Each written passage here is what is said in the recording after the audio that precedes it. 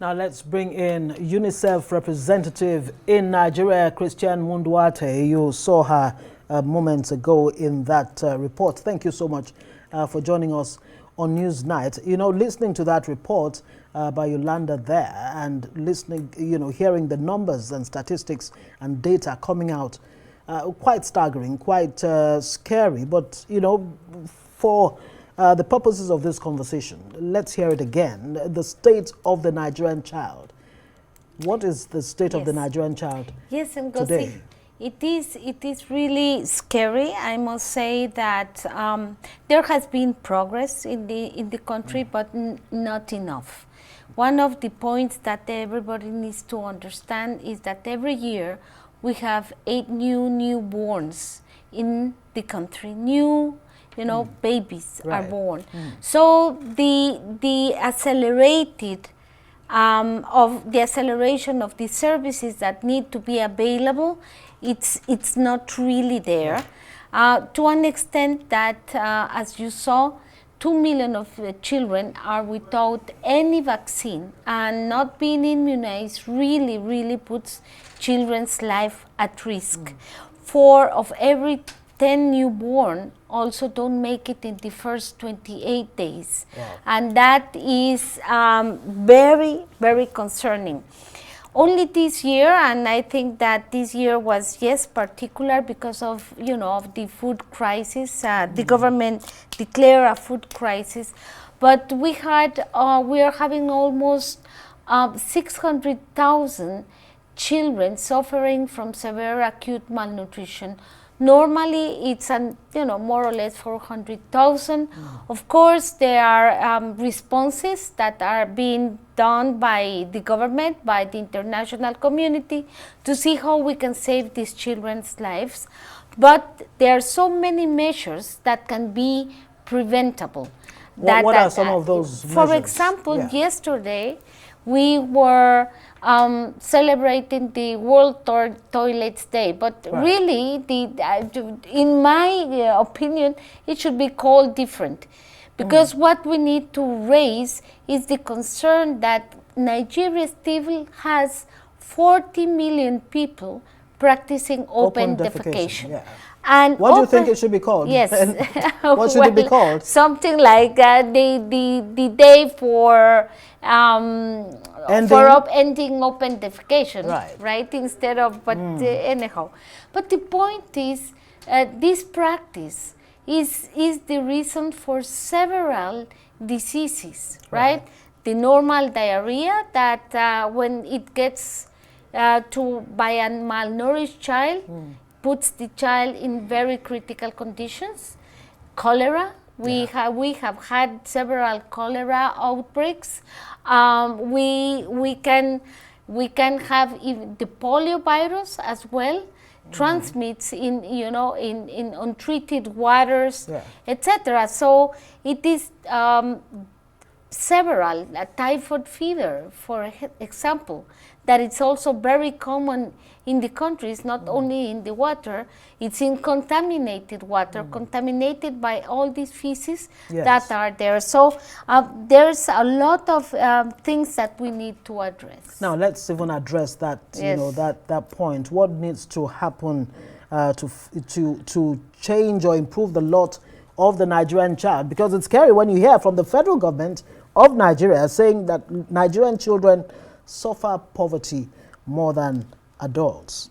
That's definitely, because in a household, in a family member, the ones that are most deprived, the ones that are more vulnerable are the children. And within the children under 5 are really very vulnerable. So it is true. When you have a household that is lacking food, water, sanitation, the first ones to get sick, to get weak, are the children. Unfortunately. Yes. And in spite of the VAP Act, the Maputo Protocol, the Child Rights Act 2003 that Nigeria has domesticated in all 36 states, the state of the Nigerian child doesn't seem to have improved much. Yeah, you say there are areas of progress made, but what exactly are the challenges? Well, I think I want to speak as well about solutions. Fantastic. One concrete solution is that there should be a very strong decision to allocate more budget to education and to health, starting with health, right? And this is not only at federal level, but also at state level. Because at the state level, also there are the decisions that are made in the budget. And even if you decide, for example, to invest more in health, where is it in any state or at federal level, but you decide to construct, for example, a huge hospital to do curative health, the strong advice is to first prioritize primary health care, where the health prevention measures can be reached to many millions of children that live in the rural areas. Now, before we go, I mean, you, in conjunction with the federal government, UNICEF and the federal government came up with this updated situation analysis of children and adolescents in Nigeria, otherwise known as CITAN. You came up with a number of recommendations. Yes. I'd like to hear those recommendations. Yes. Well, first I must highlight that thank you for the federal government, because it was a joint venture, and I must say not too many governments are really willing, you know, to support this type of initiatives and to take the initiatives as part of their baselines to measure results. So what to do? More investment, investment through the national budgets. Second, more, I think there are too many plans in the country. The plans need to be implemented. The results need to be there, and they have to be monitored. But this is very technical aspects. But the other strong recommendation is we need more human resources.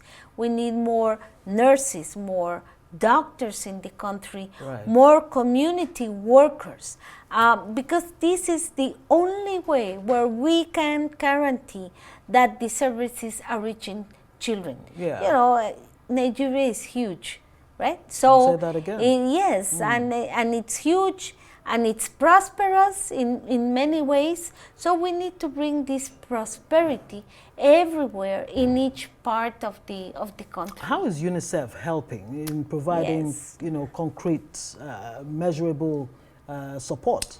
Well, we have different approaches.